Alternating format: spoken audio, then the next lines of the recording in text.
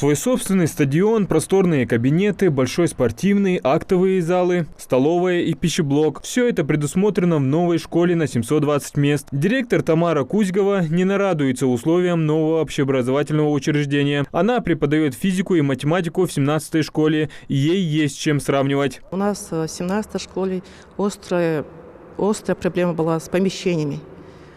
Нехватка таких, каких у нас предусматривается в этой школе, оборудований.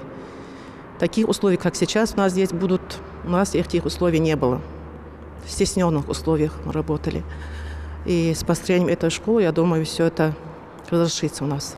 В новом здании особое внимание уделили и вопросу безопасности. В школе предусмотрено 8 аварийных выходов, видеонаблюдение, завершена установка пожарной сигнализации, высокие лестничные перила, минимум острых углов и просторные коридоры. Трехэтажное здание уже возведено, сейчас идет внутренняя отделка, а сдать объект планируют в конце этого года.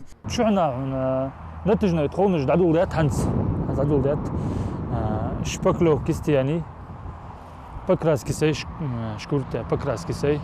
Кезик кафельный болгуш десать, кезик за 10%. Вентиляция ежлат, электрик ежлат. Вентиляция за 40% ей. Электрик за 50% ей. Ежлат.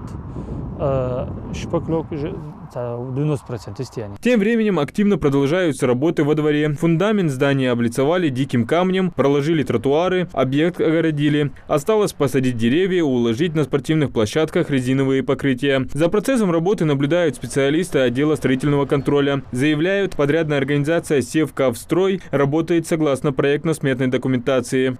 Замечания, конечно, на любом объекте бывают, не без них, но по ходу строительства они исправляются. Были и устные, и письменные. Подрядчик сразу откликается на наши замечания. Строительство школы ведется в рамках национального проекта образования, инициированного Владимиром Путиным. Мамут Али Калиматов лично ведет контроль за возведением таких объектов. Глава региона в рамках инспекционного выезда провел мониторинг работы подрядной организации, где выявил ряд нарушений и поручил их в срочном порядке устранить. Глава региона не раз подчеркивал, что дети заслуживают достойного образования в качественных, просторных и комфортных условиях. На сегодняшний день готовность объекта составляет 75%.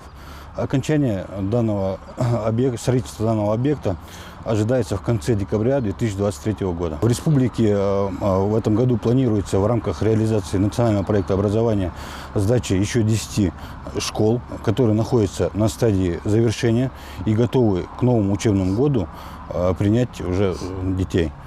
Также на 2024 год мы планируем завершить еще 5 школ. Всего в селении Верхние Очулки функционируют 3 школы общей вместимостью 1300 мест. Им приходится работать при нагрузке более 2000 детей. Сейчас в селении возводят 2 школы на 720 и 480 мест. Тем самым суммарно обеспечат 2500 мест. После чего с уверенностью можно будет сказать, что нацпроект по ликвидации двухсменки в Верхних Очулках успешно реализован. Адам Гулоев, Магомед Дарсигов. Новости 24.